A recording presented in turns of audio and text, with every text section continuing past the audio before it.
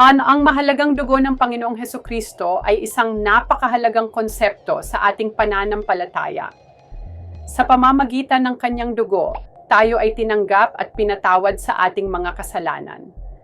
Sa Roma 24:26, sinasabi na si Jesus ay itinakdang maging handog para sa atin upang tayo ay mapawalang sala sa harap ng Diyos.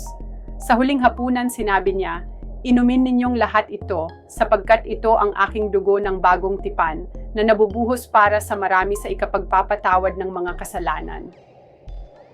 Ang kanyang dugo ay simbolo ng bagong pakikipagtipan, isang pagkakataon para sa atin na muling makipag-ugnayan sa Diyos. Sa bawat patak ng kanyang dugo, naririnig natin ang tawag ng pag-ibig at pagpapatawad. Kaya't sa bawat pag-alala natin sa kanyang sakripisyo, naway patuloy tayong lumakad sa liwanag ng kanyang biyaya at pagmamahal,